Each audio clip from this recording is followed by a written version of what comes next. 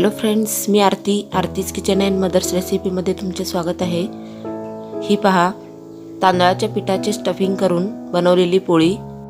प्रवासाला जर तुम्हाला पोळ्या करून न्यायच्या असतील तर अशा पद्धतीच्या पोळ्या बनवून घेऊन जा, म्हणजे 4 दिवस तुमच्या चपात्या एकदम मऊसूत राहतील। चला तर आपण पाहायला सुरुवात करूयात।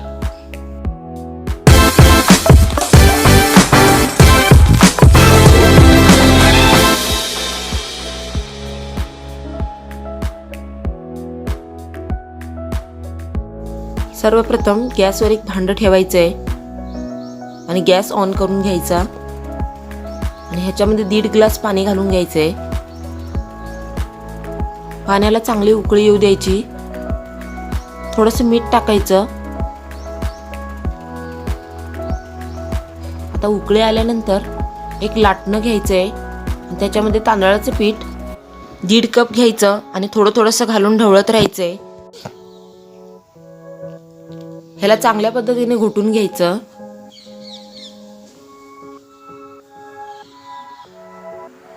तुम्ही पाहू शकता मी थोडेसे पीठ वापरून ह्याला घोटून घेते आहे। ह्या पिठाचा जोपर्यंत गोळा बनत नाही तोपर्यंत आपल्याला ह्याच्यामध्ये पीठ घालत राहायचंय। हे पीठ घोटून घेत असताना 1.5 कपापेक्षा जास्त किंवा कमीही पीठ लागू शकते। हा पहा, आता गोल गोळा बनायला चालू झालेला आहे। जर माझ्या चॅनेलला सबस्क्राइब केले नसेल तर प्लीज लाईक, सबस्क्राइब आणि शेअर करा आणि बेल आयकॉनवरही क्लिक करा, म्हणजे अशाच नवीन येणाऱ्या पदार्थांची नोटिफिकेशन तुम्हाला मिळेल। हा पहा, याचा गोळा बनलेला आहे। आता गॅस बंद करून घ्यायचंय।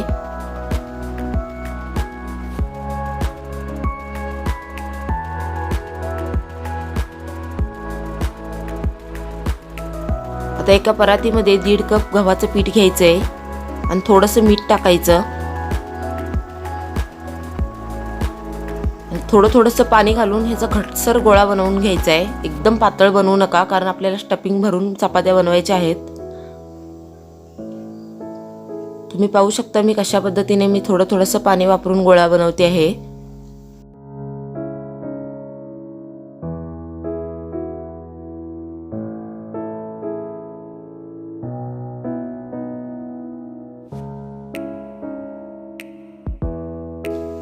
पीठ आता मळून झालंय। आता थोडासा तेलाचा हात पुसून पुन्हा एकदा मळून घ्यायचंय। एकदम मऊसर गोळा मळून घ्यायचा।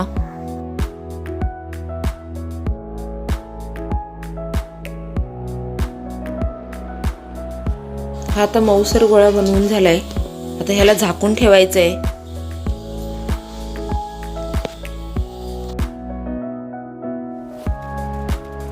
आता ह्याच परातीमध्ये जे घोटलेले पीठ आहे ते घालून घ्यायचंय। आता हे जरासं कोमट झालंय, म्हणजे मळायला आपल्याला चांगलं येते।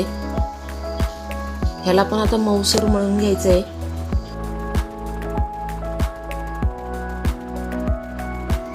हाताने थोडे प्रेस करत ह्याला मळून घ्यायचं, म्हणजे मऊसूत गोळा होतो।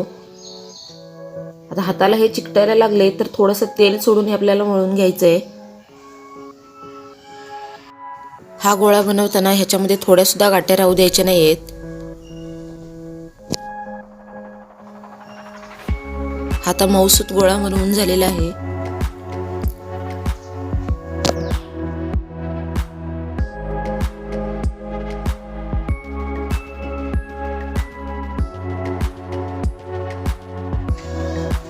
आता आपली ही दोन्ही पिठं तयार झालेली आहेत।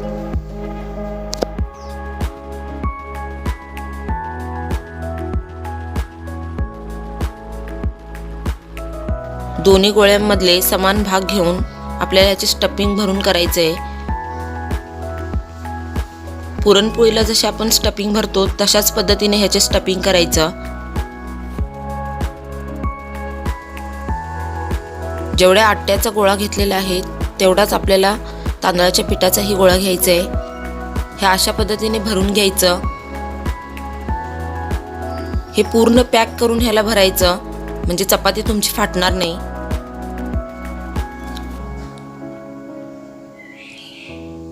हा आता गोळा बनलेला आहे। आपण आता ह्याला लाटायला घेऊ।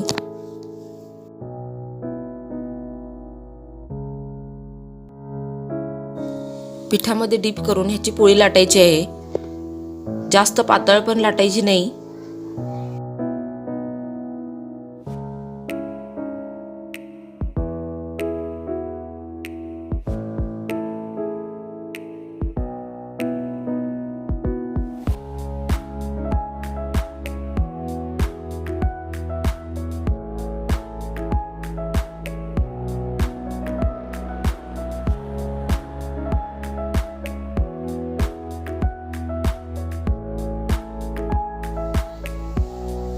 पोळे आता लाटून झाले आणि तवा पण आता गरम झालाय.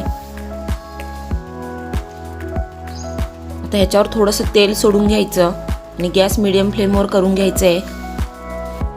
म्हणजे पोळी टाकल्यानंतर तुमची चिकटणार नाही. सगळीकडे तेल लागले पाहिजे असे लावून घ्यायचंय. गॅस मीडियम फ्लेमवरच ठेवायचा म्हणजे पोळी जळणार नाही. मी तर पोळी टाकून घेतली.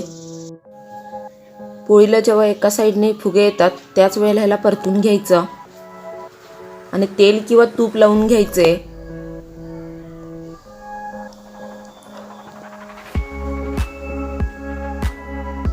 हे परतून घेऊन दोन्ही पण बाजूने ह्याला तेल लावून घ्यायचे. तुम्ही पाहू शकता हे हळूहळू फुलायला चालू झाले. पोळीला चांगलं दोन्ही बाजूनी भाजून घ्यायचं.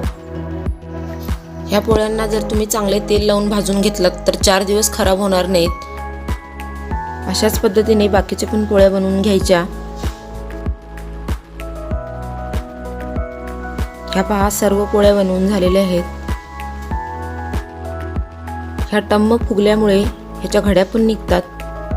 तुम्ही पाहू शकता किती मऊसूत पोळी बनलेली आहे. एकदम कापसासारखी मऊसूत. मी बनवलेली रेसिपी तुम्हाला कशी वाटली हे कमेंटमध्ये सांगा आणि लाईक, सबस्क्राईब आणि शेअर करा.